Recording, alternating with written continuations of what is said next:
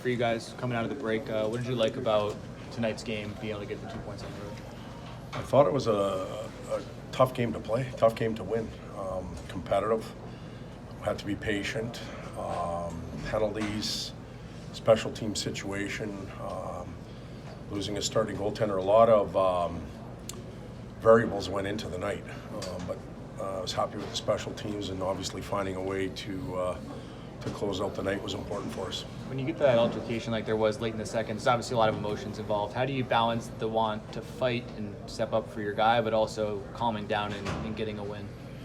But this time of the year, the win is the most important thing.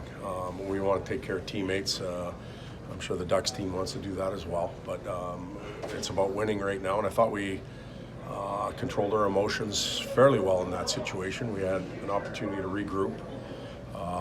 It gave Quickie a chance to get his head ready for the third period. And then the penalty kill did a pretty good job. I know we got scored on once, but they did a real good job in that situation.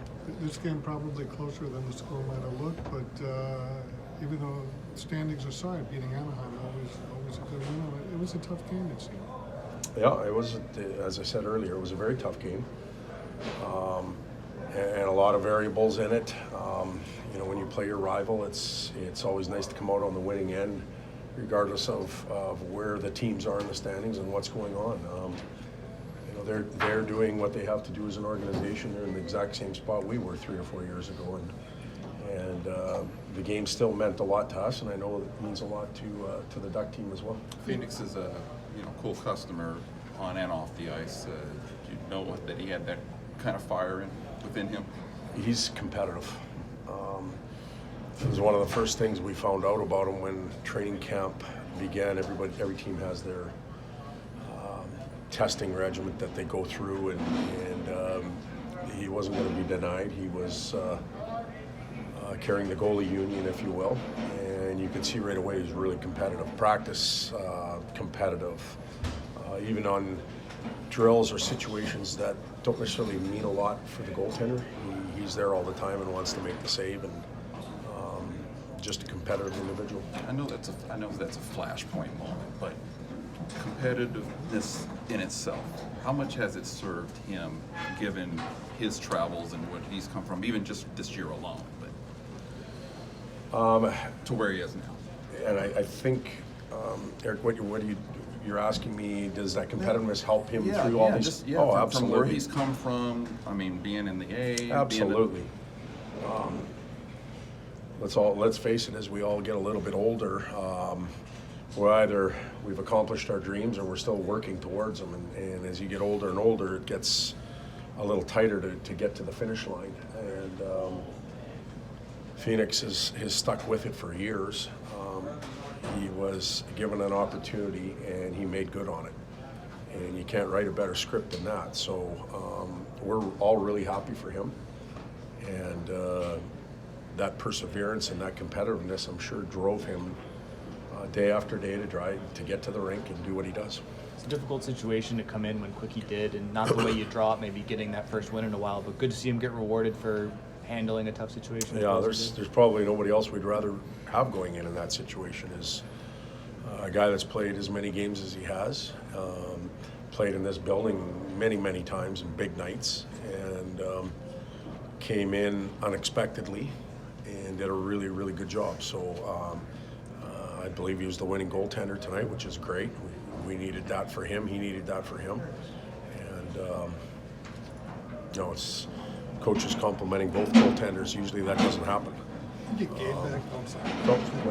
Okay, you get Gabe back tonight. He's on the fourth line. I mean, what's it say that a guy was your leading goal scorer, top power play unit? So on the fourth line, about your depth and scoring balance right now.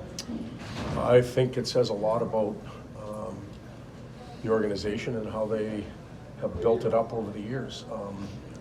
We've got a lot of competition up front right now. We've mentioned that to the players over and over again. And Gabe and Arthur both have, one has 17, I think, the other has 10 goals. And if you want to call that our fourth line, that's where they're playing. But they both play significant and key roles in the power play. And that power play scored 3 tonight, so they got the job done there. They're both coming back from injury, so they need to find their games a little bit. Trevor Moore as well. But at the end of the day, the depth is what should help us down the stretch.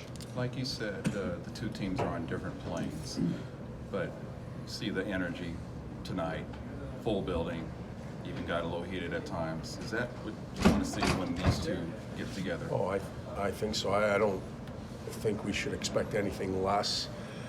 Again, it depends. Every team's in a different situation. 4 years ago, when I got here, we were probably the Ducks, and Corey Perry and Ryan Getzlav were still here scoring goals, and every team has their timeline and their plan, and it doesn't change the rivalry. It doesn't take Anaheim or LA off the map and move them to another state or another country. We're still down the road, and the fans know that too. It was a full building and an excited building. You could feel it on the bench anyhow. With Phoenix, just because the match penalty comes with the automatic suspension until league intervention, do you expect to have him tomorrow? Do you expect that to be rescinded quickly? You know what? I haven't talked to anybody. I don't know what they're officially looking at. For me to comment would be unfair to Phoenix, myself, and the league. I assume that Quick was projected to start tomorrow. If he were to go again tomorrow, would you be comfortable with him going 4 periods in a row? Oh, absolutely. Yep. Yeah, you mentioned the depth. Everyone except for Grundstrom's back. Is that kind of close to the ideal lineup that you guys have right now? The one we saw tonight? Yeah, it is. If we could get Grunny healthy, then we have tough decisions to make night after night. And it's almost unfair because we have guys, Lemieux, Grundstrom, Jared Anderson, Dolan, that all didn't play tonight. And they are quality players that have worked really hard and deserve to be in there. So we've got tough decisions. We've got 3 coming off injuries, 4 soon to be Grunny, and we've got to get them all up and running.